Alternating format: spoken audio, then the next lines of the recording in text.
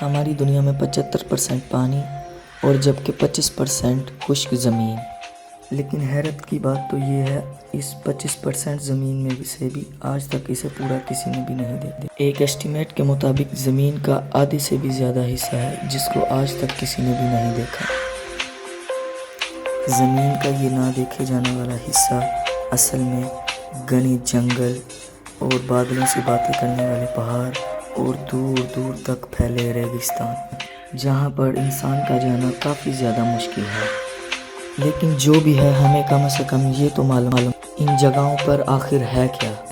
پر آپ کو یہ جان کر حیرت ہوگی کہ ارتھ کا سب سے بڑا حصہ ایسا ہے جس کے بارے میں انسان لگ بھگ کچھ نہیں جانتا، اور وہ حصہ ہے سمندر۔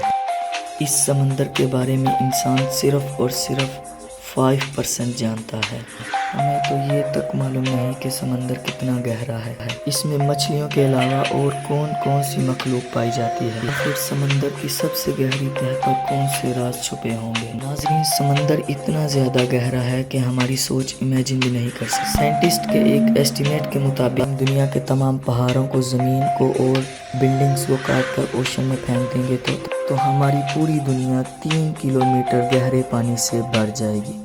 سمندر کی گہرائی کے بارے میں ریسرچرز کے اس ایسٹیمیٹ کو سمجھنے کے لیے ہم شروع کرتے ہیں سمندر کی سرفیس سے۔ سمندر سے 40 میٹر نیچے تک کا وہ ایریا ہے جہاں پر سکوبا ڈائیورز کو جانے کا الاؤ ہوتا ہے۔ اس کے بعد 93 میٹر کی گہرائی میں فیمس برٹش شپ لوسیٹانا کا ملبہ پڑا ہوا ہے۔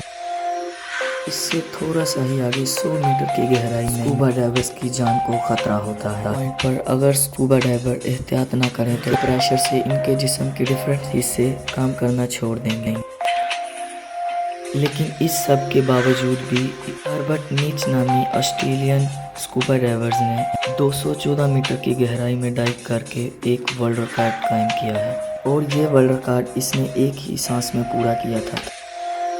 332 میٹر کی گہرائی میں ہمارے پاس ایک اور ورلڈ ریکارڈ موجود ہے، اور یہ ورلڈ ریکارڈ مصر سے تعلق رکھنے والے احمد گابر نامی شخص نے قائم کیا ہے۔ اگر احمد مزید 111 میٹر نیچے جاتا تو یہ گہرائی 443 میٹر بنتی، اور یہ گہرائی اتنی ہی بنتی ہے جتنی نیو یارک کی امپائر اسٹیٹ بلڈنگ اونچی ہے۔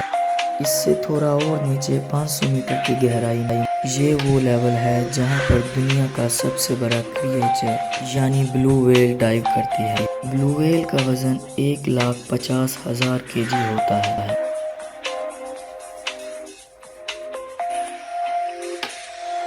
اور امریکن سی وولف سب مرین، جو کہ ایک ایڈوانس نیوکلیئر سب مرین ہے، وہ بھی سمندر میں 500 میٹر کی گہرائی سے نیچے نہیں جا سکتی، اور یہاں سے آگے پانی کا پریشر اپنا رنگ دکھانا شروع کر دیتا ہے۔ اس پوائنٹ پر پانی کا پریشر اتنا زیادہ ہوتا ہے جتنا اگر اس پر موٹی تازی بھینس کھڑی ہو جائے، لیکن ایمپرر پینگوئنز میں اتنا پانی کا پریشر برداشت کرنے کی طاقت ہوتی ہے۔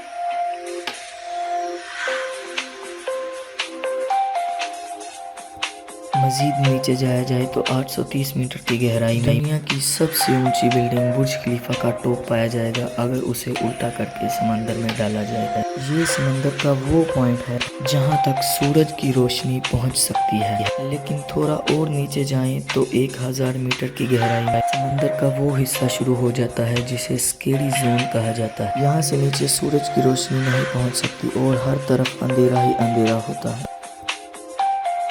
اس پوائنٹ پر پانی کا پریشر 1500 PSI ہو جاتا ہے، یعنی یہ اتنا ہی ہوتا ہے جتنا ایک افریقن بفیلو ایک سکے پر کھڑی ہو جائے۔ اس اسکیری زون میں جائنٹ سکویڈ بھی پائے جاتے ہیں جو ڈیپ سی کی انتہائی خوفناک مخلوق ہے۔ اور نیچے جائیں تو 1280 میٹر کی گہرائی میں لیدر بیگ سی ٹرٹل پائے جاتے ہیں۔ یہ ٹرٹل عام ٹرٹل سے بہت بڑے ہوتے ہیں، ان کا وزن 700 kg تک ہوتا ہے۔